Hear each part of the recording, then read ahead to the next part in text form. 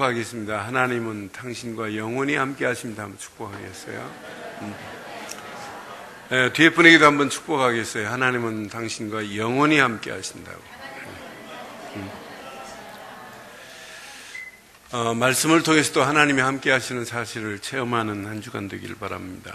우리 에스겔서 5장 보겠습니다. 5장 13절로 우리 17절을 교독하겠습니다. 에스겔서 5장 13절로 17절 교독합니다. 이와 같이 그랬어요. 이와 같이는 하나님이 지금 에스겔에 보여준 그 심판을 지금 싹 내리는 그 재앙의 모습이에요. 13절 이와 같이 내 노가 다한 즉 그들을 향한 분이 풀려서 내 마음이 가라앉으리라. 내 분이 그들에게 다한 즉 나 여호와가 열심으로 말한 줄을 그들이 알리라.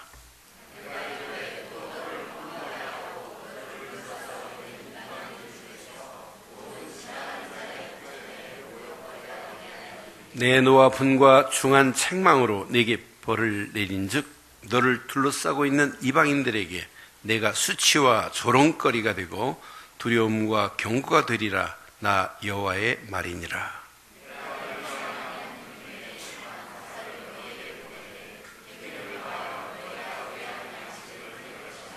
함께합니다.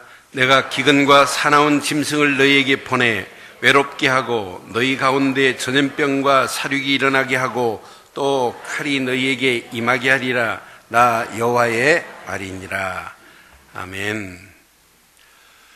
축구선수가 그라운드에서 전반 45분 하프타임을 거쳐서 또 후반 45분을 함께 뛰어야 됩니다.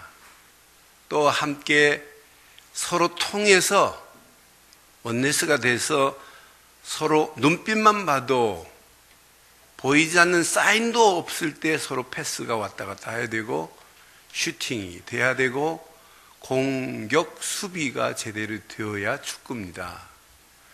그런데 축구 경기 실컷 하고 득점도 못 내고 있다. 0대 0이다. 버티기만 하면 그래도 무승부 될 수 있는데 자책골로 한 골 먹었다. 그게 축구예요. 거기다가 또 감독의 승부 조작으로 헛발질을 한다. 그게 축구예요. 골을 넣을 수 있는데도 골을 다른 데로 차낸다. 그건 축구 아니에요. 저는 이 말씀 보면서 감독들의 승부 조작으로 얼마 전에 그 훌륭한 선수들 몇 사람은 아예 축구계를 떠나야 되고 축구를 못하는 것 때문에 한 친구는 자살한 친구도 있잖아요. 축구 경기하고 똑같아요. 지금 이스라엘 백성들이 망하는 길로 가고 있는데도 몰라요. 축구 선수가 제대로 볼 차는 게 축구 선수의 정체성 아니겠어요? 성도의 정체성을 잃어버리고 지도자의 정체성을 잃어버리고 교회가 정체성을 잃어버리니까 성전이 폐허가 돼버리고 바벨론에 70년 동안 포로로 끌려가는데도 지금 모르고 있어요. 그러니까 하나님은 에스겔을 통해서 보여줍니다. 앞으로 네 민족이 이렇게 될 것이다. 그럼 잘 적용해 보세요. 우리의 신앙생활도 오늘 하나님이 허락하시는 정체성을 잃어버리면은 이걸 상신해버리면은 축구 감독이 승부 조작하듯이 목사가 교회를 조작할 수 있어요. 그건 망합니다. 여러분 중직자들이 이걸 모르면은 신앙생활의 어마어마한 축복이 아니라 에스겔에 나타난 재앙이 우리에게도 임할 수 있어요. 그래서 오늘 부탁합니다. 그래서 저는 기도하는 중에 제목을 이렇게 삼았어요. 함께 하겠습니다. 시작. 복음 안에서 나를 발견하는 은혜의 길을 발견하세요. 하나님이 주시는 은혜를 발견하고 나면 정체성이 발견됩니다. 아, 이거구나, 이거. 이때 여러분 신앙생활은 멋이 있습니다. 아니, 재미가 있습니다. 아니, 즐겁습니다. 아니, 신바람 납니다. 야, 이게 신앙생활이구나. 이때 여러분 시대도 보이고 현장도 보입니다. 내 자녀들이 보입니다. 우리 자녀한테 뭘 심어줘야 되겠나? 길이 보입니다. 지금 에스겔이 보여준 환상 가운데 골짜기에 마른 뼈들이 뒹굴고 있는 현장도 있어요. 그런데 가서 어떻게 살려내야 될 건지를 몰라요. 지금 마른 뼈들에게 말씀만 선포하면 되는데, 오늘 여러분 이 말씀 잘 기억하시면 여러분의 신앙생활은 날마다 새 힘을 얻고 회복되는 역사가 있게 될 줄 확신합니다. 오늘 본문 내용을 자세히 보면 분명히 하나님의 진노 앞에 유다 민족의 참상이 쫙 그려져 있어요. 2절 보니까 어느 정도 심각하느냐, 에스겔에게 1절에 머리와 수염을 깎으라 그랬어요. 깎으라고 하더니 2절에 이렇게 말씀합니다. 시작. 그 성읍을 에워싸는 날이 차거든 너는 터럭 깎았던 머리털과 수염을 얘기하는 거예요. 터럭 3분의 1은 성읍 안에서 뭐하고 불사르고, 또 성읍 3분의 1은 성읍 사방에서 그 깎았던 머리털과 수염을 칼로 치고, 또 3분의 1은 바람에 흩으라 그랬어요. 내가 그 뒤를 따라 칼을 빼리라 그랬어요. 여러분, 머리털과 수염은 지도자들이 뭘 상징하냐? 권위를 상징해요. 영광을 상징해요. 그래서 사사기 15장 13절에도 나시린에게 삭도를 대지 말라는 이유가 바로 여기에 있어요. 반드시 삭도를 대지 마라. 삼손이 머리에 잘라내는 순간 힘 다 빠집니다. 분명히 언약 백성, 이스라엘 백성들에게 이 어마어마한 축복을 줬는데 이 축복을 잃어버리니까 너희가 수치를 당할 수밖에 없게 될 것이라. 그러나 언약 속으로 들어오기만 하면 수치도 끝납니다. 언약 속으로 들어오기만 하면 하나님은 과거를 묻지 않고 100% 회복하시는 하나님이신 줄 확신합니다. 그래서 성읍 안에서 3분의 1은 불살라라. 네 성읍이 이렇게 불탈 것이라 라고 하는 이야기예요. 또 성읍의 사방에 뿌려라. 성읍 사방 구석구석마다 여호와의 재앙이 임할 것이다 이 말이에요. 그 정도가 아니에요. 나머지 3분의 1은 바람에 흩어 보내라. 너희들의 수치당하는 것을 많은 사람들이 보고, 야, 언약 안다고 하는 백성들이 어쩜 저렇게 피폐해지고 저렇게 망하는고, 안 믿는 사람들까지, 이방인들까지도 너희들의 수치를 볼 것이다 이래요. 만천하에 내가 이것을 알릴 것다고 하는 것이 하나님의 진노하심 속에 있어요. 그런데 하나님의 진노하시면 그 진노하심 깊숙한 곳에 하나님의 어마어마한 사랑이 담겨 있거든요. 무수히 선지자를 통하여 보내는데도, 말씀하는데도 불구하고 못 알아들어요. 그런데 하나님은 끝까지 죽이려고 하느냐? 아니에요. 그들이 언약 속으로 들어오기만 하면 회복하시는 분이, 과거를 묻지 아니하시는 분이 하나님의 사랑인 줄 확신합니다. 그래서 오늘 확인해 봐요. 죄악 속에 들어오기만 하면, 죄악에서 떠나기만 하면 너희들의 죄를 묻지 않겠다. 자세히 보면 예루살렘의 죄악의 참상이 어느 정도냐? 5절 보세요. 원래는 그들에게 어마어마한 축복을 주셨어요. 5절 자세히 보세요. 시작. 주 여호와께서 이와 같이 이르시되 이것이 곧 예루살렘이라. 예루살렘이 이제 참 그 죄악의 참상은 심각해요. 내가 그들을 이방 가운데 두어 나라를 뭐하게 했대요? 나라들이 둘러있게 하였거늘 그랬어요. 그런데 우리 해석은 이런데 영어로 보면 어떻게 말씀하냐면 which I have in the center 그랬어요. center, in the center of the nation 그랬어요. 이걸 해석해 보면 뭐냐면 하나님이 세팅을 했대. which I have setting in the center of the nation. 많은 민족들 가운데 너희 민족을, 예루살렘을 내가 센터로 삼았대. 센터로 세팅을 했다는 얘기예요. 저는 이 말씀을 영어로 보는 순간에, 야, 하나님이 예루살렘을 모든 주변 나라들 중에 에워싸임을 당했다고 그랬어요. 그 다음에 보면은 뭐라고 하냐면 with countries all around her 이랬어요. 그러니까 모든 민족들이 지금 에워싸임을 당한다 할지라도 센터로 삼고 있는 예루살렘이 언약을 말하면 주변은 어떻게 돼요? 꼼짝 못해요. 그런데 언약을 잃어버리면 너희 민족이 주변이 에워싸고 있는 이방 민족들에게 너희들은 수치를 당할 수밖에 없다고 하는, 모욕거리가 될 수밖에 없다는 얘기예요. 저는 이 말씀을 묵상하면서 하나님 맞습니다, 제게 적용해 봤어요. 교회가 교회답지 못하면 어떻게 되겠는가? 목사가 목사답지 못하면 어떻게 되겠는가? 중직자가 중직자답지 못하면 어떻게 되겠는가? 성도가 성도답지 못하면 나를 알고 있는 내 주변에서 나를 뭐라고 얘기하겠는가? 내 욕하겠는가? 하나님 욕하지. 나는 그래서 이 말씀이 얼마나 가슴에 와닿던지. 사랑하는 성도 여러분, 이들이 지금 뭘 잃어버렸나 잘 보세요. 하나님은 이렇게 이들을 세팅했어요. 센터로.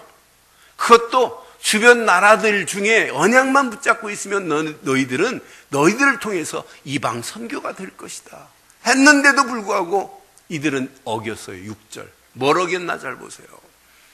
6절 함께 하겠습니다. 시작. 내가 내 규례를 거슬려서 이방인보다 악을 더 행하며 내 율례도 그러함이 그를 둘러있는 나라보다 더하다. 그들이 뭘 잃어버렸다는 얘기예요? 하나님의 규례도 어기고 하나님의 율례도 어겼다 이 말이에요. 이는 그들이 내 규례를 버리고 내 율례를 행하지 아니하였습니다 그랬어요.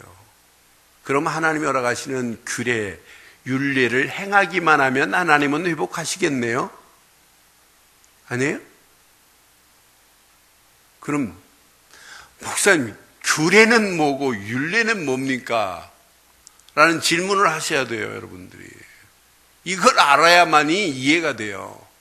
그러면 규례와 율례를 알기 전에 여러분 뭘 알아야 되냐? 율법을 알아야 돼요, 율법.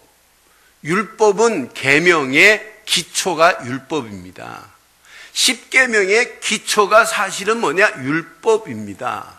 근데 율예는 뭐냐면 10계명의 기초를 적용하도록 세부 사항을 말한 겁니다. 그래서 출애굽기 21장부터 23장은 계명을 이렇게 지키되 지키라고 하는 아주 세부 사항을 말해요. 근데 율례는 심판은 강조하지 않아요. 심판이라는 단어를 안 써요, 율례는. 이렇게 하나님이 우리에게 계명을 주신 율법을 너희들은 이렇게 지켜야 한다라고 하는 것이 율례입니다. 그런데 규례는 뭐냐? 규례는 저는 영어 단어도 달라요. 율법과 규례와 율례가 영어 단어부터 달라요. 근데 제일 강한 단어가 뭐냐? 규례라는 단어예요.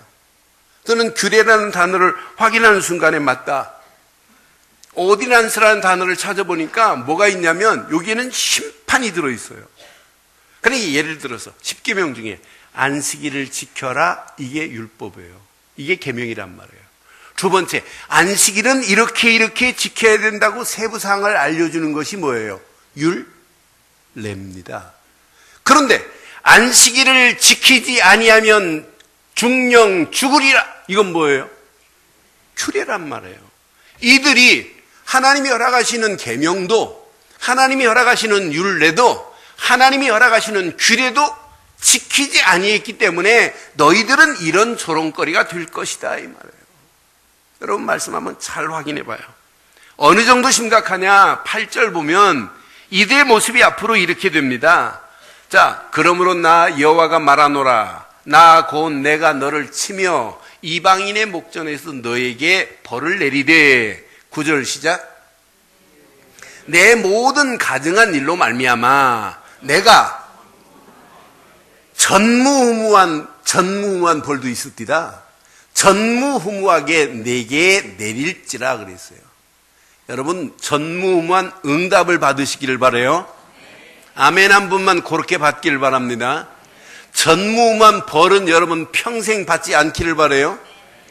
하나님이 허락하시는 율례와 규례를 어김으로 예루살렘은 하나님께 영광을 돌렸고 하나님이 그들을 축복의 센터포드를 딱 만들어놨는데 그 센터포드가 완전히 사단의 놀이감이 돼버려요. 나는 이 모습을 보면서 진짜 하나 놓치면 결국은 어마어마한 축복의 자리에서 망하는 것을 다른 사람들이 보고 아이고 언약 백성 예루살렘이 왜 저렇게 됐는고 손가락질 당해요. 오늘 이 말씀 여러분 가슴에 잘 새기셔야 돼요.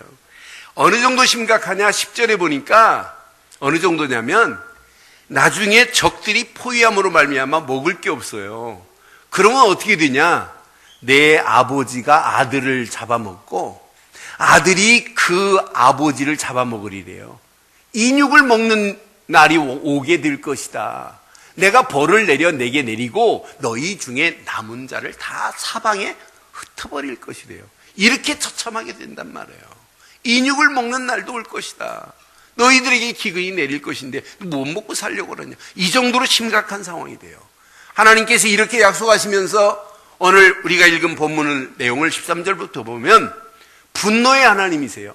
근데 제가 분노의 하나님이라고 말씀하지만은 궁극적으로 하나님은 분노하시는 하나님처럼 보이지만은 그 분노하심 속에 이스라엘을 깨닫게 하고 예루살렘을 깨닫고 돌아오라고 하는 안타까운 사랑의 멜로디가 그 안에 들어있단 말이에요. 하나님의 사랑의 음성이 들어있단 말이에요. 하나님은 지금도 분노하시고 채찍을 가하고 그들에게 징계를 내리고 재앙을 내리는 것 같이 보이지만은 그런 가운데 하나님은 궁극적으로 돌아오라, 언약 속으로 돌이키라 이 말이에요. 너희가 만약 돌이키지 아니하면 14절에 보니까 이렇게 말씀합니다. 14절 확인하겠어요. 시작. 이와 같이 내 노가 다한즉 그들을 향한 분이 풀려서 내 마음이 가라앉으리라. 내 분이 그들에게 다한즉 나 여호와가 열심으로 말한 줄을 그들이 알리라. 하나님이 이렇게 분노하시고 그들을 깨닫고 돌아오게 하는 거예요. 만약 14절 보세요. 돌아오지 않으면 어떻게 되는지 시작. 내가 이르되 또 너를 황무하게 하고 너를 둘러싸고 있는 이방인들 중에 모든 지나가는 자의 목전에서 뭐가 될 것이다? 모욕거리가 될 것이래. 15절 보세요. 15절 시작. 내 노와 분과 중한 책망으로 내게 벌을 내린즉 너를 둘러싸고 있는 이방인들에게 네가 뭘 당하고 수치와 조롱거리가 되고 두려움과 경고가 되리라. 누구의 말씀이라? 여호와의 말씀이에요. 여러분, 우리는 이 땅에 살아가는 동안 절대로 수치당하지 않고 조롱거리가 되지 않고 두려움과 경고가 되지 않기를 주의 이름으로 부탁합니다. 신앙생활하면서 이런 수치를 당한다는 건 말이 아니잖아요. 그렇잖아요. 이런 사람들이 이방 사람들에게, 안 믿는 사람들에게 모욕거리가 된다면 이건 말이 아니잖아요. 교회가 이방 사람들의 손가락질 당하는 교회가 된다면 이건 교회 문 닫아야 되는 거 아니에요. 성도가 이방 사람들에게 손가락질 당하는 것은 이건 신앙생활 아니잖아요. 오늘 이 말씀을 여러분 가슴에 한번 잘 새겨보세요. 저는 그래서 패역한 시대 모습을 쭉 하면서 너희가 돌아오지 아니하면 너희들의 패역함을 내가 만천하에 다 드러내게 할 것이다. 이게 누구 계획이냐? 하나님의 계획이에요. 그럼 우리 여기서 몇 가지 적용하셔야 돼요.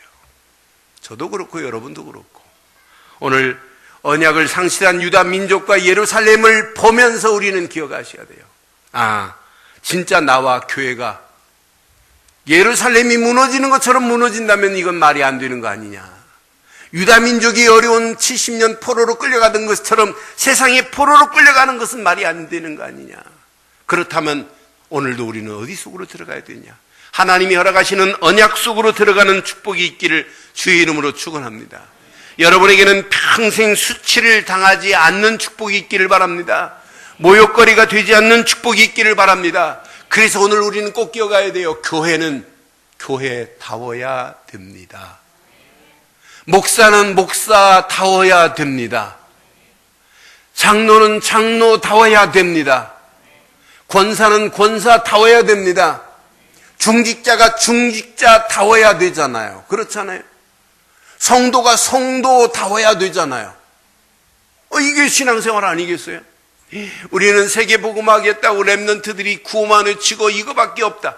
구호 가지고 안 돼요. 랩런트는 랩런트다워야 랩런트 아니에요? 이 교회가 교회다워야 되잖아요. 만약 교회가 교회답지 않으면 결국 어떻게 되냐? 오늘 에스겔서 5장의 재앙이 교회가 당하면 되겠냔 말이에요. 우리는 이런 저주의 말씀, 재앙의 말씀을 볼 때마다 저는 더 큰 교훈이 돼요. 하나님 맞습니다. 내가 평생 목회하는 동안에 이런 모습이 우리 성도 한 사람에게, 한 사람 한 사람에게 절대 임하지 않고 오히려 전무후무한 축복의 역사가 있게 하옵소서가 기도 제목 되시기를 주의 이름으로 축원합니다. 전무후무한 벌을 내리신데 율례와 규례를 잃어버린 이들에게. 그럼 오늘 여러분 가슴에 한번 몇 가지 기억하세요. 여러분 자신이 먼저 회복해야 돼요. 자신이 먼저 내 자신이 회복되고 회복된 내가 늘 은혜의 길을 향하여 여러분 달려간다면 우리의 신앙생활은 날마다 승리하는 역사가 있게 될 줄 확신합니다. 그럼 뭐부터 회복해야 되느냐? 전도가 아니에요. 여러분 선교가 아니에요. 가장 중요한 것, 나와 복음의 가치관이 정립돼야 돼요. 복음의 가치관이 정립이 안 되면 신앙생활은 아무리 애를 쓰고 몸부림쳐도 안 돼요. 몇 개월 전부터 일부 예배에 이렇게 나오시는데 나오셔서 그냥 예배를 안 드려요. 얼마나 집중을 잘 하시는지 몰라요. 그래서 지난주에 그랬어요. 이름도 몰라요. 오늘 처음 알았어요. 몇 개월을 나오시는데 우리가 뭐 등록카드 내민 적도 없고, 그래서 제가 지난주에 저를 한 30분만 다음 주에 일부 예배 마치고 만나고 가시면 신앙생활이 더 재밌을 겁니다. 다음 주 시간 내실 수 있습니까? 라고 제가 미리 어포인트먼트를 했어요. 그랬더니 시간 내겠대요. 그래서 오늘 이분이 저를 만나서 복음을 듣는데, 이분이 어느 정도냐, 이분 신앙생활이 어려서부터 성경을 읽었어요. 어머니가 침례교회를 다니세요. 근데 가족이 안 믿어요. 그래서 얼마 전부터 성경을 읽다가 교회 생활은 저희 교회가 처음으로 지금 몇 개월 전부터 했어요. 근데 와서 예배를 드리는데 성경이 조금 읽었던 부분들이 조금 이해가 되면서 재밌게 신앙생활이 되기 시작했어요. 그러면서 아내가 교회에 대해서 좀 부정적인데 아내가 마음이 풀려져서 교회 가는 걸 아내가 허락을 했어요. 그래서 오늘 복음을 말씀드려주는데 너무 잘 이해하는 거예요. 성경을 좀 읽으신 바탕이 있기 때문에. 그래서 구원의 길을 딱 설명해주고 예수를 그리스도로 딱 영접하고 한 다음에 고백을 하는데, 목사님 너무너무 감사하대요. 그러면서 구원의 길 페이퍼를 목사님 이렇게 어마어마한 메시지를 접어서 성경책에 넣는다는 게 너무나 엄성스럽대. 나는 그런 분 처음 봤어요. 그러면서 제가 성경 공부 내가 좀만 도와드리겠다 해서 다음 주에 한번 만나고 시간을 다시 정하자고 그랬어요. 그분 돌아가는 모습을, 뒷모습을 보면서 하나님, 내가 가지고 있는 복음을 저분 속에 내가 정립시켜준다는 게 얼마나 감사한지요. 여러분 가지고 있는 복음이, 복음의 가치관이 여러분 생각, 여러분의 마음, 여러분 영혼 속에 바르게 박히는, 바르게 정립되는 시간이 되기를 바랍니다. 많은 사람들이 복음을 잘 이해를 못해요. 복음이 뭔지를 몰라요. 복음 하나를 설명하려고 구약에 수억 마리의 양이 죽어야 돼요. 복음 하나를 설명하려고 수많은 선지자들이 와야 돼요. 복음은 선지자들의 예언대로 오실 그분만이 복음이요, 다윗의 열통으로 오실 그분만이 복음이요, 복음은 죽은 자 가운데 살아나시되 하나님의 아들이라 일컬음을 받을 예수 그리스도만이 복음인 줄 믿습니다. 그럼 복음을 이해했다 이 말은 예수를 그리스도로 믿었다 이 말이에요. 저는 예수를 그리스도로 믿은 것 말고는 제가 한 게 없어요. 예수를 그리스도로 믿는 순간에 하나님 만나는 새로운 산길이 열려져서 모든 고통이 끝이 났습니다. 죄와 저주에서 완전히 해방을 받아서 원죄도 끝났고 우상숭배한 죄도 끝났고 자범죄도 묻지 않습니다. 분명히 로마서 8장 1절 보세요. 너희를 결코 정죄할 자가 없대요. 누구 때문에? 예수를 그리스도로 믿는 순간에 저와 여러분들을 누구도 정죄할 수 없도록 우리의 모든 죄를 동에 서서가 먼 것 같이 진홍같이 붉을지라도 양털같이 희게 해주신 줄 믿습니다. 죄에서 완전히 해방을 받았으니 이것만큼 감사한 게 어디 있어요. 그런데 그 정도가 아니잖아요. 마귀 자녀였던 우리를 하나님이 보내신 예수를 그리스도로 믿는 순간에, 복음의 주인공 되시는 예수를 그리스도로 믿는 순간에 저와 여러분들을 하나님 자녀로 바꿔주신 줄 믿어요. 이러니 이 복음 되신 예수가 그리스도라는 사실이 믿어졌다. 그 안에서 내가 하나님과 함께하는 임마누엘을 누리고 있다. 이게 인생의 시작이어야 돼요. 이게 시작이 안 되면 안 돼요. 그래서 인생의 가장 시급한 문제 중 문제, 과제 중 과제가 뭐냐? 복음 되신 예수 그리스도를 믿는 믿음 안에서 시작하기를 주의 이름으로 축원합니다. 여러분 인생에 예수를 그리스도로 믿지 않고 인생을 출발한다? 성공할 수 없어요. 아무리 학위를 3개, 5개를 머리에 쥐고 있다 할지라도 그것 가지고 내 영적 문제를 해결할 수 있느냐? 못합니다. 우리의 지긋지긋한 영적 문제는 하나님 만나는 완전한 길은 하나님 나 좀 살려주세요 안만 외쳐도 하나님 못 알아들어요. 하나님이 약속했어요. 내가 보낸 예수를 믿어야 길이 열린다고. 예수를 그리스도로 믿는 믿음이 아니면 세상을 이길 수 없다고 약속했잖아요. 그래서 저와 여러분들은 복음 대신 예수를 그리스도로 믿는 믿음으로 인생을 출발하기를 주의 이름으로 축원합니다. 이때 여러분 신분이 바뀌어지는 거예요. 이때 여러분에게 어마어마한 권세로 우리를 인도하실 줄 확신합니다. 복음의 가치관이 여러분 속에 정립되어서 복음과 나는 뗄래 뗄 수 없는 필수 불가결의 원칙입니다. 여러분 복음 없이 우리가 어떻게 숨쉴 수 있어요? 예수 없는 세상에 무슨 낙이 있겠어요? 아무 낙도 없어요. 예수 안에서 여러분의 인생이 더 멋있고 즐거운 인생 되기를 주의 이름으로 축원합니다. 두 번째 꼭 기억하세요. 진짜 복음 되시는 예수 안에 있는 우리의 삶은 날마다 윤택한 삶이 돼야 돼요. 그래서 우리의 삶에는 꼭 필요한 게 있습니다. 하나님이 주시는 말씀의 능력이 체험돼야 돼요. 나의 삶과 하나님의 말씀의 능력은 뗄래 뗄 수가 없어요. 그래서 여러분은 늘 예수 안에 있는 하나님의 자녀가 맞기에 하나님 말씀만을 사모하기를 바랍니다.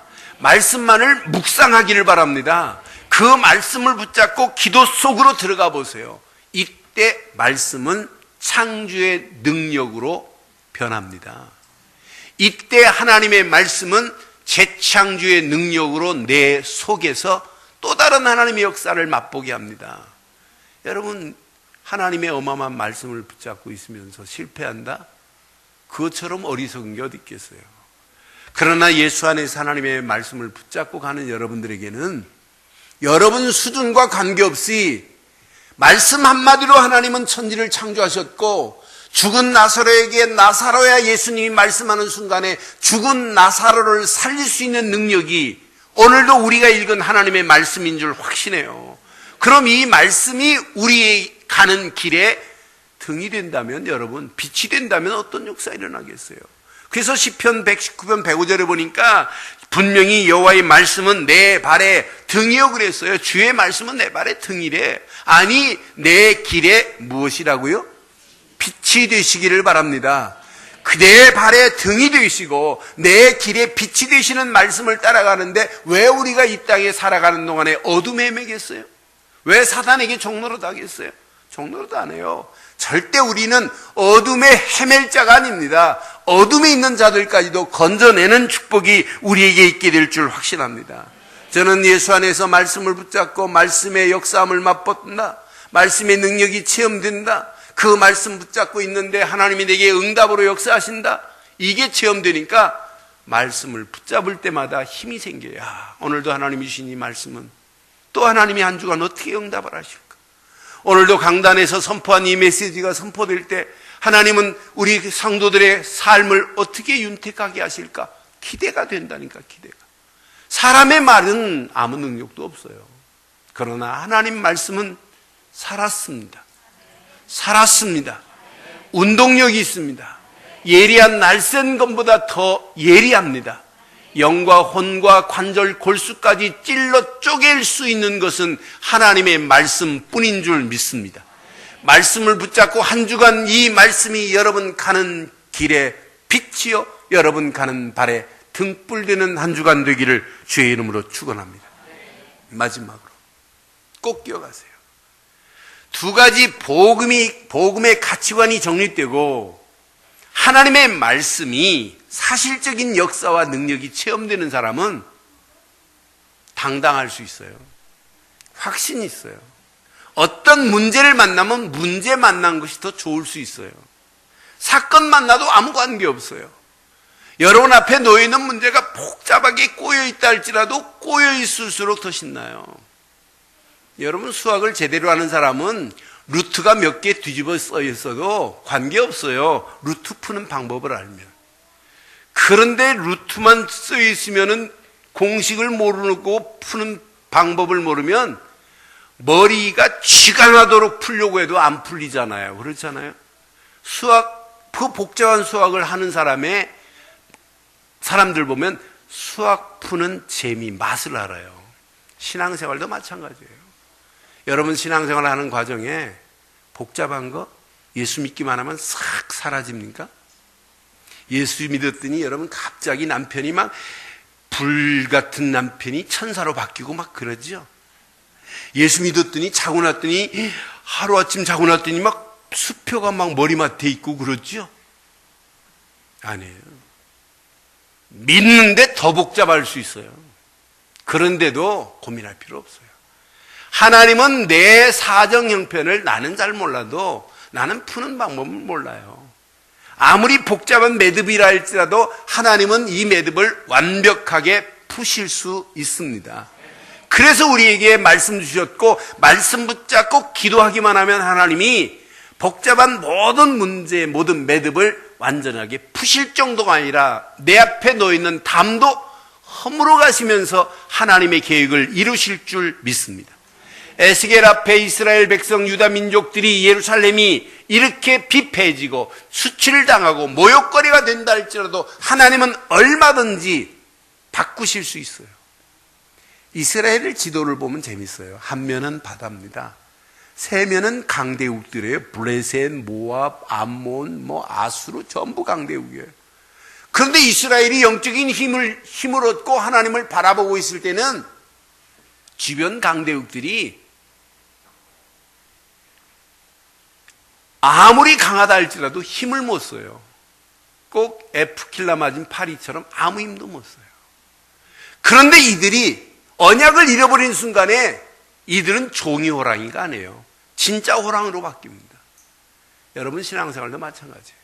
오늘 이 말씀 붙잡고 제대로 힘을 얻고 하나님의 역사를 맛보면 세상 이기고도 나오미는 역사가 있게 될 줄 믿어요. 문제 아니에요. 여러분은 메스타키가 있잖아요. 얼마든지 여러분은 풀 수 있는 그 키. 세상 것으로 풀리지 않는다 할지라도 예수가 그리스도라는 메스타키로 안 풀리는 게 어디 있겠어요. 그래서 너희는 지금까지 내 이름으로 구하지 아니했지만 내 이름으로 구하라 그리하면 받으리니 기쁨이 충만할 것이라고 요한복음 16장 24절에 말씀하고 있잖아요. 예수 그리스도의 이름으로 한 주간 100% 응답받는 한 주간 되기를 바랍니다. 응답받고 하나님의 역사를 맛본 자가 마지막 미션이 있어요. 하나님이 나를 축복하시려고 어마어마한 축복의 자리로 나를 인도하셨구나. 내 미래는 불안한 게 아니구나. 시간이 가면 갈수록 미래의 축복이 보여야 돼요. 하나님의 미션이 발견돼야 돼요. 그래서 나의 미래의 축복과 하나님의 미션은 이렇게 맞물려 있어요. 하나님은 세계복음화라고 하는 어마어마한 축복을 하나님이 주시려고 지금 톱니바퀴를 돌리고 있어요. 여기에 내가 맞물려 있다. 내 사업이 맞물려 있다. 내 가정이 맞물려 있다. 우리 자녀들이 맞물려 있다. 이건 하나님이 축복하실 수밖에 없도록 인도하신 줄 믿습니다. 유다 민족들이 예루살렘이 왜 이렇게 수치를 당하느냐? 하나입니다. 하나님의 어마어마한 뜻을 상실했습니다. 아까 말씀드렸죠. 분명히 하나님이 유다 민족들을 세팅해놨대. 무엇으로? 센터로. 모든 민족들 가운데 센터로. 그리고 주변의 모든 나라들이 이렇게 둘러있다 할지라도 하나님이 세팅해놨다니까요. 세트하는 순간에 저는 막 가슴이 뭉클한 거죠.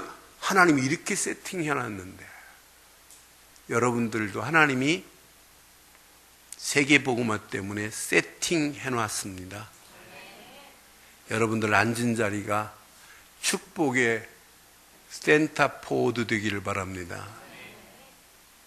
그래서 꼭 기억하세요. 여러분들 미래를 멋지게 설계하지 말고 하나님의 미션과 맞물리는 설계가 되기를 바랍니다. 결혼해서 애를 낳으려고 해도 뭐 때문에 애 낳냐? 가문의 영광을 위해서 빨리 지우세요. 어떻게 하면 하나님의 영광을 위해서 이 자녀를 키울까? 그게 시작이 되기를 바랍니다. 뭐 때문에 돈 버냐? 하나님의 나라 확장을 위해서. 그래서 저와 여러분들이 진짜 신앙인이 맞다면, 진짜 하나님의 자녀가 맞다면 하는 모든 계획들이 전도라고 하는 전도의 축복의 센터포드에서부터 시작해야 돼요. 바울이 빌립보 감옥 안에 있습니다. 빌립보 감옥 안에서 수많은 글들을 쓰고 편지를 써서 교인들에게 보냈습니다. 스폴천 목사 같은 사람은 뭐라고 표현했냐? 빌립보 감옥이 바울의 손에 붙잡힌 바 되었다 그랬어요. 그러나 전도자는 그렇게 말 안 해요. 전도자는 빌립보 감옥은 세계복음화의 센터포드의 자리에 앉아있다, 이렇게 말하는 게 전도자가 보는 관점입니다. 여러분, 지금 안 풀리는 그 자리가 세계복음화의 전도의 센터포드가 되기를 바랍니다. 막혀있는 그 자리가 선교의 센터포드가 되기를 주의 이름으로 축원합니다. 여러분 삶의 만남이 제자를 세우는 축복의 센터포드가 되기를 바랍니다. 여러분 가는 그 발걸음이 후대들을 제대로 살리고 세우는 이런 축복의 센터포드가 된다면 우리 앞에는 평생 에스겔 5장의 재앙이 우리에게는 절대로 내리지 않을 것이고 전무후무한 벌이 우리에게는 전무후무한 축복으로 바뀌어지게 될 줄 확신합니다. 결론 내리겠습니다. 결론. 오늘 이 말씀 붙잡고 여러분 24시 기도 속에서 한번 행복을 누려보세요. 목사님 어떻게 24시 기도합니까? 운전하면서도 하나님을 향해서 조금 방향만 설정해 보세요. 여러분 일하시면서도 기도하는 게 더 멋있는 기도예요. 여러분 기도는 많이 하는 게 아니에요. 삶이 기도와 연결되고 생각이 기도와 연결되고 마음이 기도와 연결되고 문제와 사건이 기도와 연결되는 거예요. 우리는 꼭 문제 만나야 엎드리잖아요. 그렇잖아요. 그러니까 우리는 모든 삶에 하나님을 향하여 하나님께 보고하고 하나님께 피하고 하나님께 내 모든 것을 내려놓는 기도의 삶이 되기를 바랍니다. 그래야 여러분 인생이 행복해요. 그래야 여러분의 인생이 즐거워요. 이것만큼 가치 있는 인생이 어디 있겠어요. 그럼 세 가지만 기억하고 결론 내릴게요. 여러분 첫째, 24시 기도가 되는 사람은 개인의 하는 일에 성공합니다. 여러분 하시는 일이 성공하기를 주의 이름으로 축원해요. 그러니까 여러분들이 누구예요? 언약 백성 하나님의 자녀란 말이에요. 그럼 여러분들이 하는 그 일이 다른 사람이 불신자가 봐도 야, 저 사람이 하는 일은 완벽하다. 나는 저런 사람을 본 적이 없다. 이렇게 인정해야 되는 건 맞지요? 맞지요? 하는 일에 전문성이 있어야 돼요. 하는 일이 다른 사람이 따라오지 못할 만한 차별화가 있어야 돼요. 야, 저 사람이 하는 건 좀 다르다. 이 정도로 인정받아야 되는 거 아니에요? 다른 사람이 따라오지 못할 만한 월등한 뭐가 있어야 돼요. 그래야 성공해요. 제가 한 달에 한 번, 두 번 부산, 대구 뭐 이렇게 다니면서 서울역에 가요. 그래서 서울역에 가는데 한 3개월, 4개월 전에 새로운 안꽃빵집이 생기더라고요. 그래 보니까 벌써 간판이 세련되어 있어요. 근데 거기 내용을 보니까 두 사람이 빵을 직접 이렇게 만들어요. 만들어서 자세히 보니까 만들어가지고 어디다 하냐면 그 숙성시키는 숙성실 기계가 하나 커다란 게 있어요. 거기다 숙성을 1시간 이상 시키는 것 같아요. 딱 숙성하니까 어떤 건 와 불어났더라고요. 그러더니 그걸 꺼내서 이제 오븐기에다 구워서 직접 안꽃빵을 만들어내는데 안꽃빵 하면 일본 따라갈 게 없어요. 그래서 제가 사 먹어봤어요. 근데 맛이 일본 사람들이 따라오지 못할 정도로 한국밥을 맛있게 하더라고요. 그래 자세히 보니까 벌써 효소로 발효를 시켰어요. 발효 자체가 달라요. 야, 이 사람 뭐 대박 나겠다. 그리고 제가 지나갈 때마다 살려고 하는데 가면 갈수록 사람들이 줄을 서요. 이번 주 보니까 배가 고파갖고 대구 내려가면서 금요일날 그걸 사려고 했더니 줄이 너무 서가지고 못 사고 그냥 내려갔어요. 그래서 올 때는 작심하고 올라왔어요. 서울역 가서 그걸 사야지. 갔더니 또 줄을 서 있어요. 외국 사람까지 줄 서 있어요. 그래서 끝까지 줄 기다렸다가 사가지고 왔어요. 나는 그 사람이 불신자인지 믿는 사람인지는 몰라요. 제목도 서울 연인 안꽃빵 이랬습니다. 봉투 하나하나가 얼마나 세련됐나 몰라요. 간판도 세련됐어요. 근데 판매하는 사람만 세련이 안 돼서 내가 한마디 해주고 왔어요. 사람들이 기다리는데 한 사람이 이거 싸주고 있어요. 그러니까 벌써 근데 두 사람만 가서 해줘도 훨씬 나을 건데 그래서 아이고 저게 안 보이나 보다. 그래서 아줌마 혼자 하기 힘드니까 한 사람 알바를 더 쓰세요. 내가 하고 이렇게 왔습니다마는 근데 그 빵이 얼마나 맛있냐. 달라요. 제가 왜 이 빵 자랑하냐. 우리는 그 빵보다 생명의 빵을 먹었잖아요. 여러분 이 생명의 빵을 먹은 여러분들이 세상에서 불신자보다 못한 그런 실력이라면 그건 틀린 겁니다. 오늘 이 말씀 붙잡고 불신자보다 월등한 전문성 가지고 승리하기를 주의 이름으로 축원해요. 여러분 하시는 일에 성공하셔야 여러분 미래의 축복이 보입니다. 여러분 축복받지 못한 자가 교회 일 합시다 하는데 여러분 쭈뼛거리고 있다? 하나님께 영광 돌립시다 하는데 주저주저하고 있다? 이건 신앙생활 아니잖아요. 진짜 우리가 하나님의 자녀가 맞다면 교회를 위하여 헌신하는 것도 기쁘고 즐겁고 자원하는 마음으로 당연히 해야 될 줄 확신합니다. 당연히 해야 될 거 아니에요. 그런데 축복받은 게 있어야 뭘 하든지 말든지 하지요. 그렇잖아요. 부탁해요. 개인은 반드시 하시는 일에 성공하는 한 주간 되기를 바랍니다. 평생 따라오지 못할 축복을 이삭은 받았어요. 1년 농사에. 이삭 보세요. 창세기 26장 12절로 13절 보면 한 해 농사를 하나님 100배로 축복했다 이 말은 한 해 농사에 100년 먹을 것을 얻었다 이 말이에요. 그 정도가 아니에요. 창대케 되고 왕성케 되면서 브레셋 사람들이 시기할 정도로 축복받았어요. 이삭이 움직일 때마다 하나님은 샘의 근원을 축복해버려요. 이삭이 딱 떠나면 샘의 물이 끊어져 버려요. 브레셋 사람들이 까불면 샘 주고 떠나버려요. 이삭 떠나는 거 하나님이 아시고 샘의 물을 끊어버린다니까요. 샘의 근원의 축복을 이삭이 받았던 것 같이 여러분들은 움직일 때마다 이런 축복이 여러분 것 되어서 교회를 위해서 멋있는 헌신자 되기를 주의 이름으로 축원합니다. 이래야 여러분 세계복음 하는 거 아니에요? 세계복음만 입으로만 가지고 돼요? 기도만 가지고 돼요?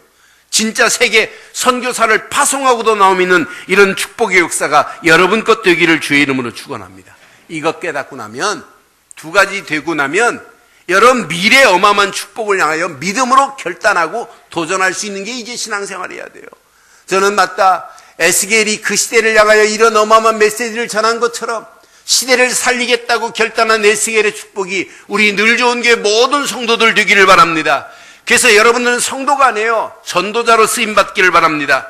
아니 여러분들은 선교사를 파송하고도 나옴 있는 축복이 있기를 바랍니다. 여러분의 하시는 모든 일에 선교와 전도에 올인하는 한 주간 되기를 바랍니다. 여러분을 통하여 또 다른 제자들이 세워지는 역사가 있기를 바랍니다. 우리 후대들이 여러분을 볼 때 내 인생의 가장 롤모델은 우리 교회 누구누구 장로님이다. 누구 권사님이 내 인생의 롤모델이다. 정말 내가 우리 권사님이 응답받은 것처럼 나도 이렇게 응답받고 멋있는 헌신으로 하나님께 영광을 돌려야 되겠다. 에스겔 골짜기에 마른 뼈들이 뒹구는 것처럼 저 현장을 살리는 전도자로 쓰임받겠다는 이런 후대들이 여러분을 통하여 계속 세워지는 역사가 있기를 주의 이름으로 축원합니다. 기도하겠습니다. 말씀 가슴에 한번 새기시고 이 시간 우리 한음성으로 한번 기도하겠어요. 함께 한번 말씀 붙잡고 이 시간 기도하겠습니다.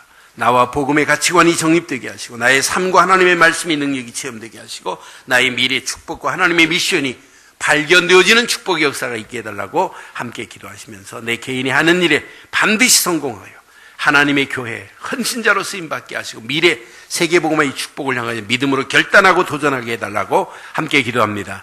살아계신 하나님, 전능하신 하나님 은혜 감사합니다. 하나님의 허락하시는 완전한 언약 가운데 귀한 말씀을 통하여 하나님 세계복음화의 언약 안에 우리를 부르시고 복음과 나를 발견하게 하시니 복음하는 복음의 가치관이 정립되는 삶이 되게 하시고 그 안에서 날마다 나의 삶이 하나님의 말씀과 뗄래 뗄 수 없는 은혜로 우리를 인도하시고 말씀 안에서 하나님이 허락하신 응답과 축복을 향하여 믿음으로 도전하고 결단하여 전도자의 삶을 살기에 부족함이 없도록 인도하시고 세계복음화의 전도의 센터포드에 하나님 선교의 센터포드에 제자를 세우는 일의 센터포드에 하나님 이 어마어마한 축복이 후대들에게 전달되어지는 놀라운 축복의 역사의 자리에 하나님 귀한 쓰임받는 자들 들 수 있도록 인도하시고 역사해 주시옵기만을 원합니다. 오늘 우리 하는 일에 하나님 일에 성공하게 하시고 하나님의 교회에 당당하게 쓰임받게 하시고 세계복음화의 축복의 반열에 하나님께만 영광을 돌리고도 나옴이 있는 놀라운 역사가 있게 하옵소서. 완벽한 응답과 은혜로 우리를 인도하실 줄 믿사옵고 우리 주 예수 그리스도의 이름으로